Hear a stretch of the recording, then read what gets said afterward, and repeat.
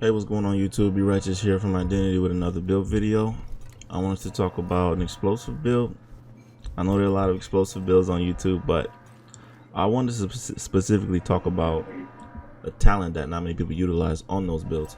Of course, with the demolition and specialization is what we're going to be using with this build because of the 25% explosive damage. The build that I'm talking about is payload.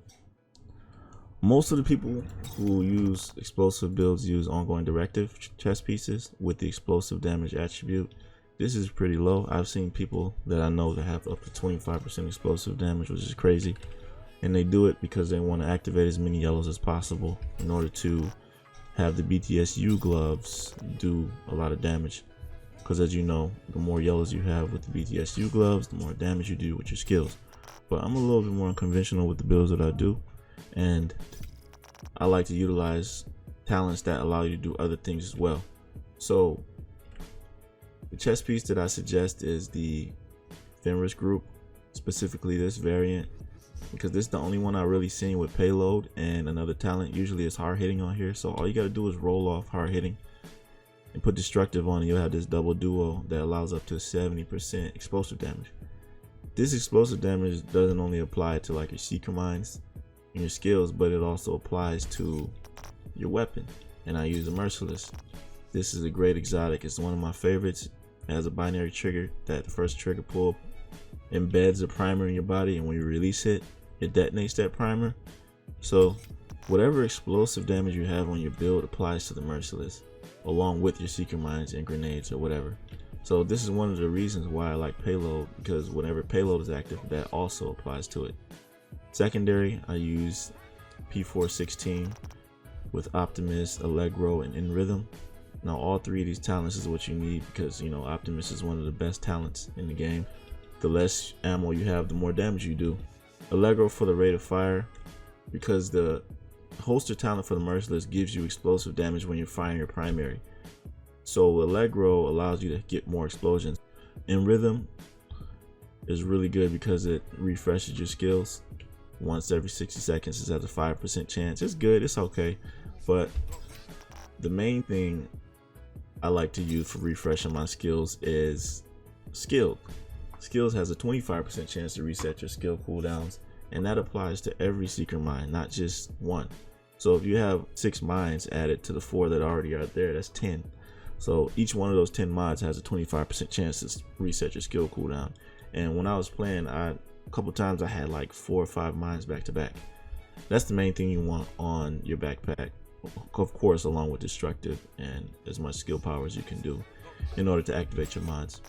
For the mask, I have China Light for the extra 10% explosive damage, damage to elites and skill power. Douglas and Harding holster. Originally I had this ongoing directive holster for the yellows to help with my BTSU glove damage, but I looked at the patch notes for the TU6. These mods are no longer utility, they're changed to offensive. I guess because they figure you get too much utility with ongoing directive, they want to switch it up a bit. That's fine. This just allowed me to do a Douglas and Harding holster with another 20% explosive damage. For the knee pads, Providence defense gives you extra 10% skill power, which applies to all of the skill power you have on your build, which is really good with destructive and skill power.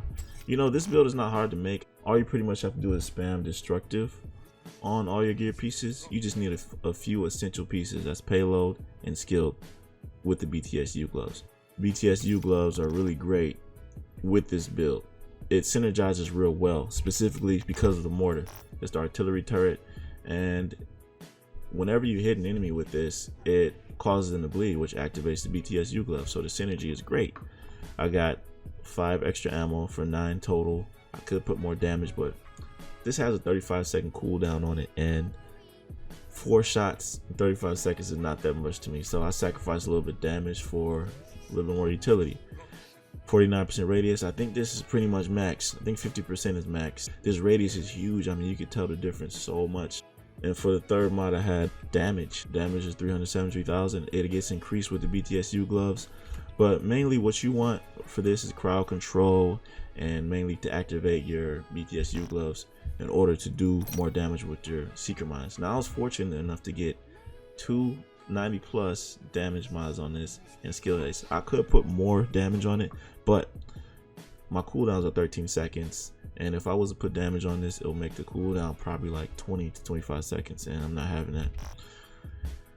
So that is pretty much the build. So currently I have 125% explosive damage on all my pieces, and this is without payload or the BTSU gloves active. So once these are activated, the explosive damage increases up to 265%. In the patch notes, I read that the secret mines are going to be buffed even more, 30% more damage. So this build is going to be even stronger after the update. And yeah, that's pretty much the build. I hope you enjoyed it. Comment and tell me what you think about the payload, and subscribe if you enjoy the content, and I'll see you in the next video. Thanks. Peace.